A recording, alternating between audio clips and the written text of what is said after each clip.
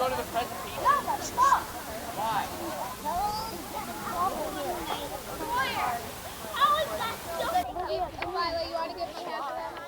Good morning. Can you all hear me in the back? Okay. Okay, I'm Mr. Weed, and I'm here today to talk to you for about 15 minutes about the people who used to live here. How long have people been living right around here? 16 years. 16 years, at least that. Mine says 100. Huh? How many? 100. Okay, but people have been living here for more than 8,000. In fact, as far back as 12,000 years ago. But why did nobody live here before 12,000 years ago? Anybody have a clue? Yeah. But long before any wars here, there was ice.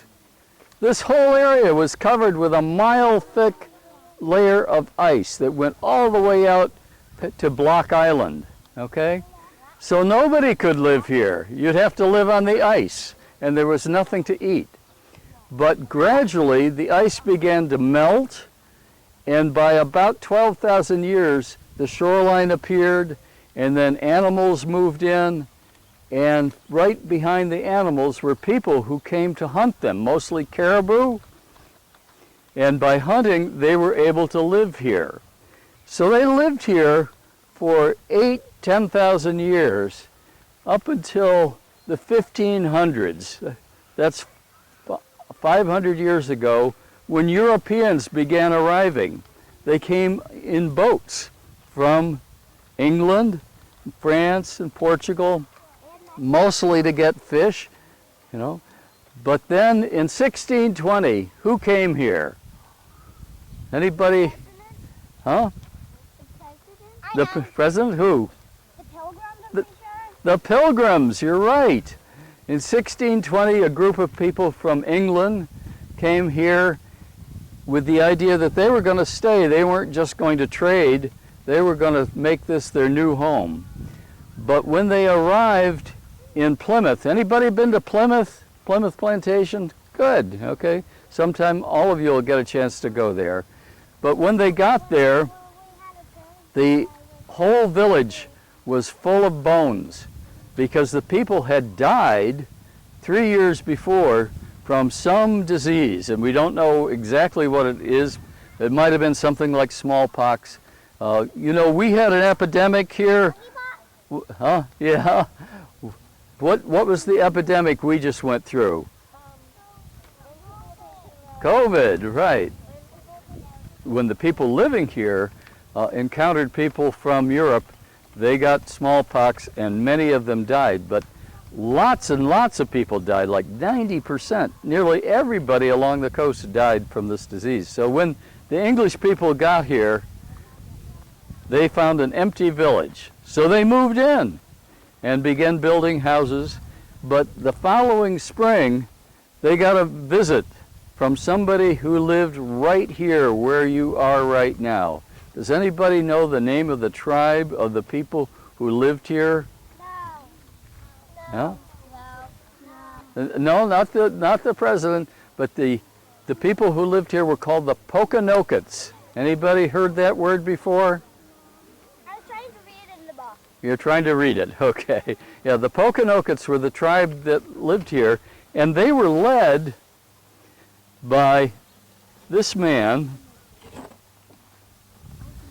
the Massasoit, and his name was Yellowfeather.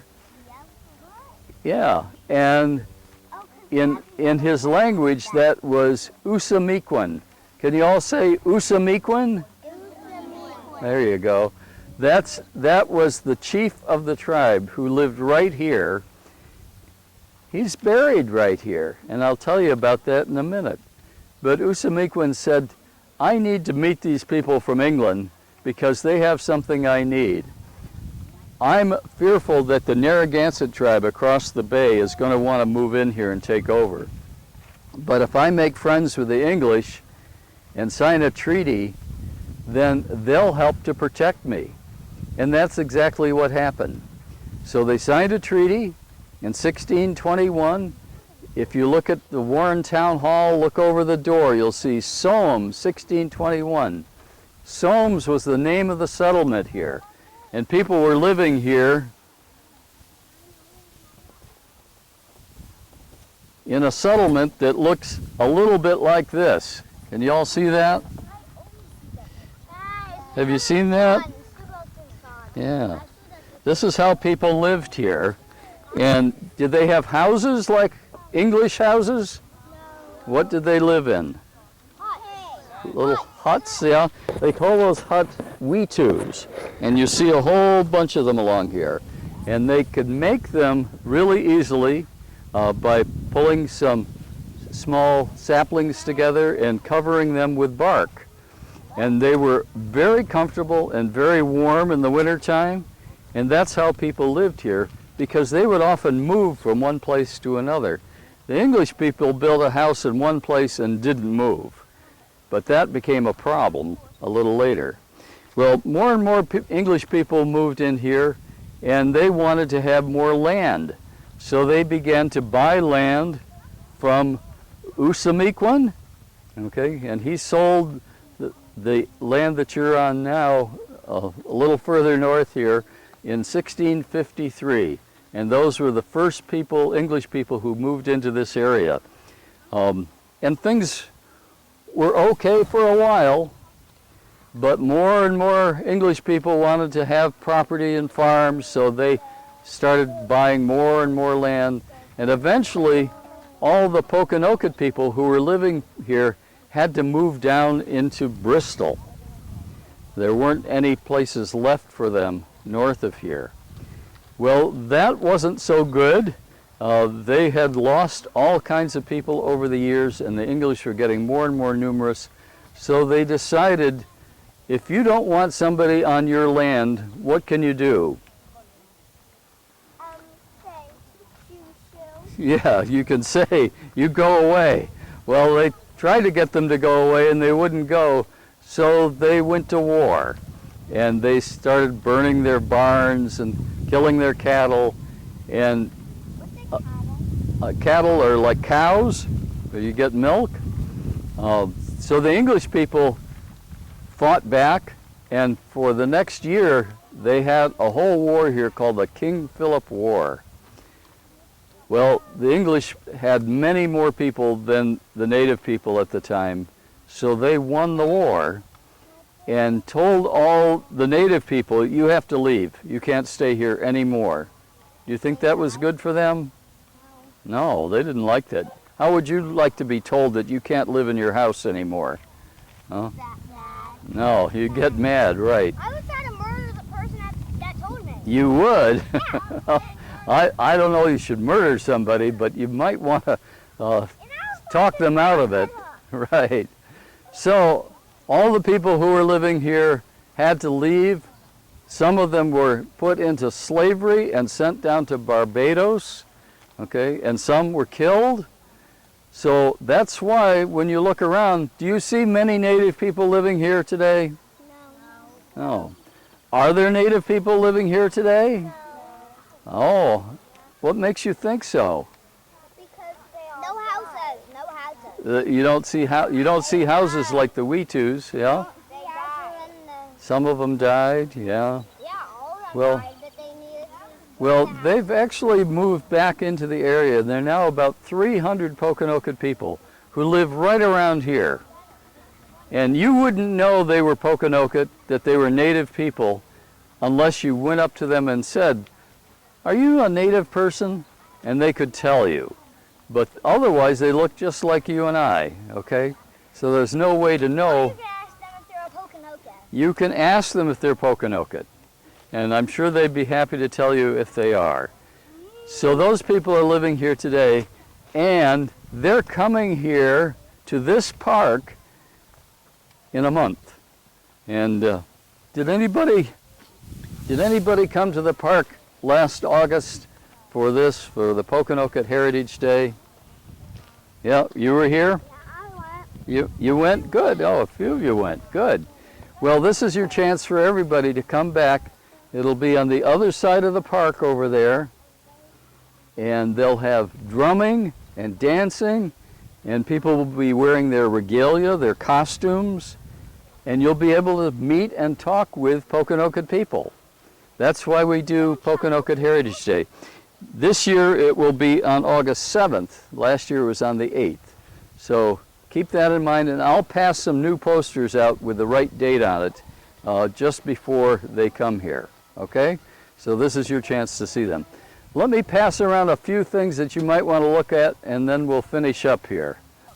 One of the things that you're going to see is just the end of, does anybody know what this is? No. This is a clay pipe.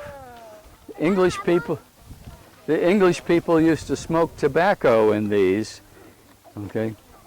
And they have a long stem like this to cool the smoke because it would be really hot when it got to their mouth, okay? Is smoking tobacco a good thing? No. It's terrible. It's not good for you at all. Yeah, It'll make you sick. So people don't smoke these pipes anymore, but some of these pipes were found in a vault right here. 4 years ago, a lot of things that had been taken from native grave sites here were reburied right under this spot. Most of them were dug up in 1917 by the amateur archaeologists and the library director here, who dug up 42 grave sites right here. Those items were collected and brought back, and the tribes reburied them right here. So where are those burial items now? Where are the things that were taken from the graves that were here? You know? under the stone. Underground, right. Yeah, right here. There's a great big concrete vault under where I'm standing. Is anybody going to dig that up and open it up? No. That's to stay there forever. Huh? Yeah. Yeah, you'd have to know how to open it. We might fall in. You might fall in, right. So those things are going to stay here forever, but now you know who's buried here. What's his name? You remember? Yellow feather. Yellow feather. Yellow Feather. Okay, Usamiquan is buried here, and other people who lived here were also buried here. But you can come here anytime you want, and down at the foot of the hill, has anybody read the sign that's down there next to the sidewalk? Yeah. On your way back, it's almost 10 o'clock. You have time to take everybody down, and they can look at the marker down there and read a little bit more, and then go back to camp. Okay? Thank you. You've been very attentive, and I hope you learned some things about how Burr's Hill Park has been the royal burial ground for the Pokanoket tribe for over 300 years. Okay? Thank you very much, and have a good rest of the day. Okay?